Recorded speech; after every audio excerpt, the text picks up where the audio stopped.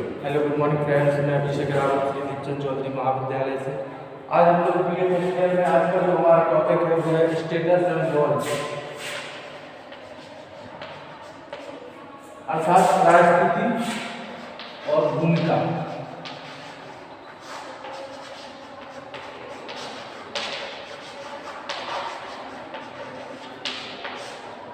तो आज हम लोग पढ़ेंगे कि परिस्थिति कहते किसे हैं, इसका अर्थ क्या है, इसकी परिभाषाएं क्या है, इसके बारे में आज हम लोग अध्ययन करेंगे। तो देखिए, परिस्थिति व्यक्ति का वह पद होती है जो उसको अपनी आयु, जाति, लिंग, धर्म, वर्ग इनके आधार पर व्यक्ति को एक निश्चित पद प्राप्त होता है। जिस पद पर रहते हुए उसको कई कार्यों का निर्वहन करना पड़ता है। अर्थात जब बच्चा जब जन्म लेता है तो उस जन्म के साथ ही उसकी जाति निर्धारित हो जाती है और उसकी जाति के बाद उसकी धीरे धीरे आयु बढ़ती जाती है। धीरे धीरे वह परिवार में रहता है, परिवार के साथ साथ वह विद्यालय जाने लगता है। विद्यालय जाने के बाद वह समाज के संपर्क में आता है। तो कहने का तात्पर्य है कि जब जो बच्चा होता है वह धीरे धीरे आयु के साथ, अपने धर्म के साथ या अपने समाज में या अपनी मित्र मंडली में कहीं ना कहीं उसको कुछ ना कुछ उसके कर्तव्य और कार्य कर्म होते हैं जो उसको अपने जाति के, अपनी आयु के आधार पर या अपने धर्म के आधार पर उसको करने पड़ते हैं।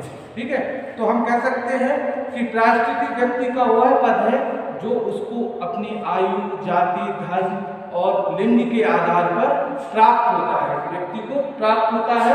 और भूमिका वो चीज होती है कि जो उस पद पर रहते हुए जो उसको अपने कार्य करने पड़ते हैं। अर्थात जैसे एक परिवार में जो पापा है वो मान लिया मुखिया है, तो वह जो उनका पद है वह उसमें मुखिया का पद है, परिवार में उसका पद कैसा है, मुखिया का पद है। लेकिन उसके बाद उस पद पर रहते हुए उसको जो कार्य करने पड़ते हैं वह उसकी भूमिका कहलाती है। तो हम कह सकते हैं कि भूमिका और परिस्थिति में मामूली अंतर इतना है कि जो उसको पद प्राप्त है वह उसकी परिस्थिति है और उस पद पर रहते हुए जो उसको कार्य करना है वह उसकी भूमिका है, वो उसकी भूमिका है ना। तो व्यक्ति का एक पद है जो जिस पर जो उसको आयु, जाति या धर्म के आधार पर प्राप्त हुआ है, और इसके अलावा उस पद पर रहते हुए उसको जो कार्य करने पड़ रहे हैं या उसको जो कार्य कर रहा है तो वो उसकी क्या कहलाती है, भूमिका कहलाती है। यानी प्रत्येक व्यक्ति का एक निश्चित पद होता है और पद के साथ साथ पद पर रहते हुए उसको जो कार्य करने पड़ते हैं वह उसकी भूमिका कहलाती है। ठीक है, तो अब इसके बाद यह जो परिभाषा है हम कह सकते हैं ये एलियट और मेरिल के नाम। यह जो एलियट और मेरिल परिस्थिति और भूमिका के बारे में सबसे पहले एलियट और मेरिल ने कहा था। इसके बाद हम आगे की बात करते हैं। तो जैसे बच्चा है किसी न किसी समाज में जन्म लेता है, उसके आगे के जो कार्य हैं धीरे धीरे वह बड़ा हो जाता है। उसके बाद उसको परिवार के एक सदस्य के नाते अपने समाज में अपने जाति, धर्म के आधार पर या अपने लिंग या अपनी आयु, वर्ग के आधार पर उसको कुछ कार्य दे दिए जाते हैं कि जो उस पद पर रहते हुए उसको करने पड़ते हैं। इसी के बाद अगर हम बात करते हैं कि व्यक्ति का पद निश्चित भी हो सकता है और अनिश्चित भी हो सकता है। अर्थात कोई व्यक्ति का पद समाज में निम्न भी हो सकता है, परिवार में उच्च हो सकता है, परिवार में निम्न हो सकता है, समाज में उच्च हो सकता है। अर्थात कहने का तात्पर्य यह है कि स्थिति बदलने के साथ साथ व्यक्ति के पद और उसकी भूमिका में भी परिवर्तन हो जाता है।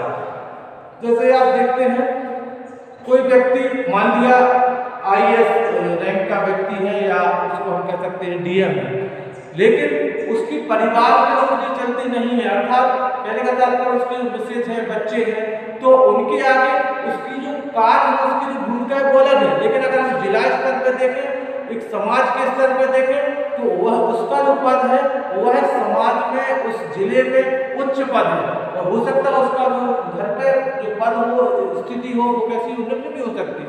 इसके अलावा हमारा परिवार होता है, प्रत्येक व्यक्ति का परिवार है, परिवार में मुख्य रूप से जो मुखिया का पद है वो है किसको प्राप्त होता है? मुख्यतः सामान्यतः हम देखते हैं पुरुष के लिए उस परिवार का मुखिया माना जाता है, क्योंकि पुरुष ही अपने घर परिवार का लालन पालन पोषण करने की मुख्यतः जिम्मेदारी उस व्यक्ति की होती है। तो उस परिवार में, उस घर में उस जो व्यक्ति है, उस व्यक्ति का पद कैसा है? उच्च पद है। लेकिन अगर उसके बाद अगर हम बात करते हैं कि अगर वो किसी ऑफिस में, किसी विभाग में 4th क्लास का कर्मचारी है अर्थात चपरासी है, तो उस विभाग में उस जो उसका विभाग है या जहाँ पे वो सर्विस कर रहा है, जो उसका ऑफिस है, उसमें अगर वो निम्न श्रेणी के वर्कर के रूप में काम कर रहा है, तो अगर परिवार के बारे में बात करेंगे तो उसका उच्च पद है। लेकिन अगर हम उसकी ऑफिस के बारे में, उसके कार्य के बारे में बात करेंगे तो वहाँ पर उसका जो पद है वो निम्न श्रेणी का होता है। तो कहने का अर्थ यह है कि व्यक्ति की परिस्थिति बदलने के साथ, व्यक्ति की स्थिति बदलने के साथ उसके कार्यों में भी बदलाव हो जाता है।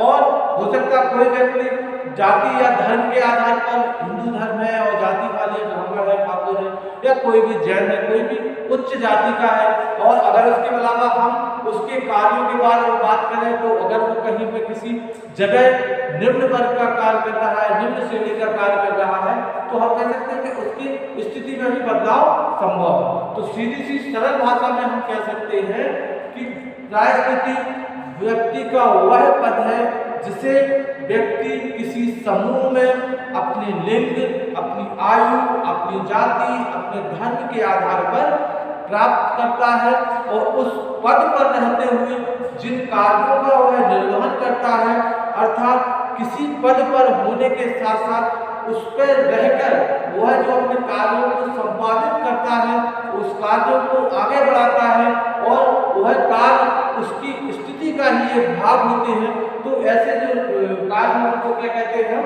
भूमिका कहते हैं। इसके बाद इसकी परिभाषा की बात करते हैं तो लिंटन के अनुसार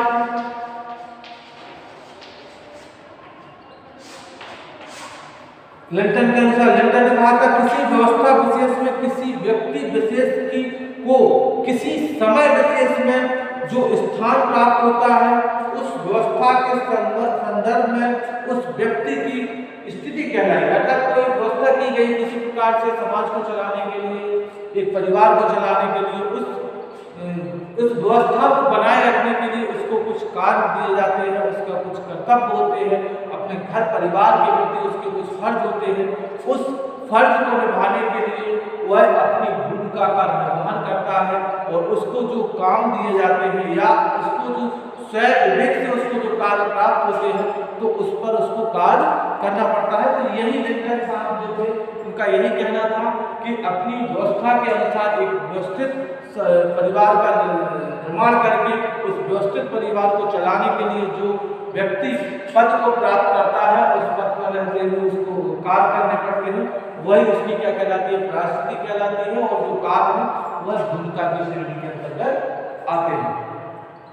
इसके अलावा अगर हम बात करते हैं दूसरी परिभाषा की, तो इसमें आपको एक और देख लीजिए, एलियट और वैलेस के अनुसार हमने लिखाया था, इसको एक बार लिख लीजिए।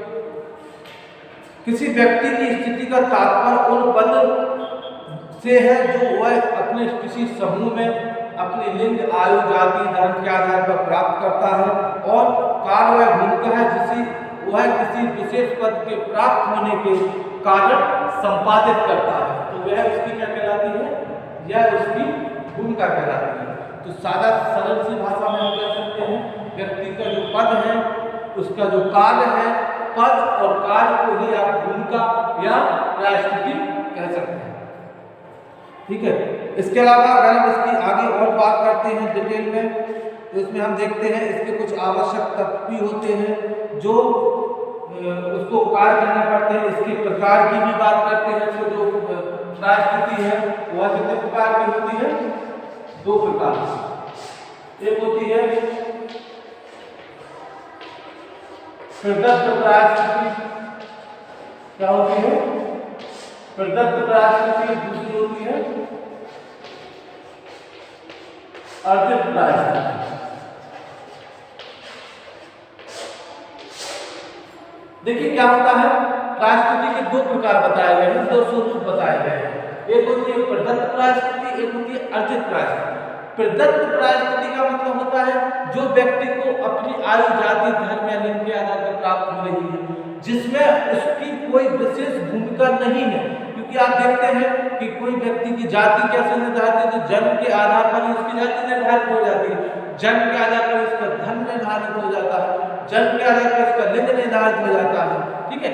लेकिन अर्जित प्रायश्चित में क्या करना पड़ता है, जब व्यक्ति अपने स्वविवेक से, अपने मेहनत से, परिश्रम से, संघर्ष करने के बाद उसको जो प्रायश्चित प्राप्त होगी, अर्थात कोई व्यक्ति उसी समाज में से पढ़ लिख कर एक बड़े पद पर पहुंच जाता है, उच्च पद पर पहुंच जाता है, तो उसका समाज में जो स्थान है वो भी बढ़ जाता है।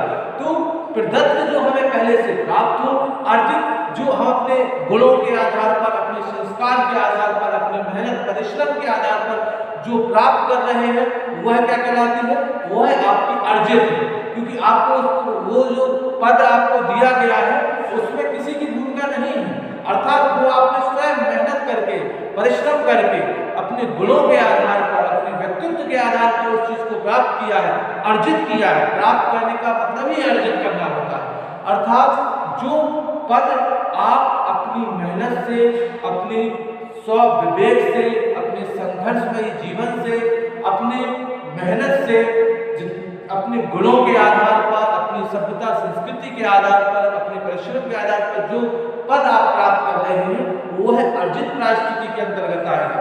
प्रदत्त प्रायश्चित का मतलब होता है कि जो आपको बिना किसी संघर्ष के, बिना किसी मेहनत के प्राप्त हो जाए, अर्थात आपकी जाति बिना किसी मेहनत के प्राप्त हो जाती है, अर्थात आप जिस परिवार में, जिस जाति धर्म में जन्म लेते हैं, उस जन्म और जाति के आधार पर ही आपको आपका जन्म और धर्म और जाति निर्धारित कर दी जाती है। तो हम कह सकते हैं प्रदत्त प्रायश्चित है, जो आपके गुणों के आधार पर, अपनी योग्यता के आधार पर, अपनी काबिलियत के आधार पर, आप अपने गुणों के आधार पर जो आप प्राप्त कर रहे हैं, जो पद प्राप्त कर रहे हैं, वो आपके किसके अंतर्गत आएगा, प्रदत्त प्रायश्चित के अंतर्गत आएगा, ठीक है। तो दोनों में यही डिफरेंस है, तो यही दोनों की अर्थ है, प्रदत्त और प्रायश्चित, अर्जित प्रायश्चित का यही अर्थ है, ठीक है। इसके बारे में हम लोग आगे भी अध्ययन करेंगे। आज के लिए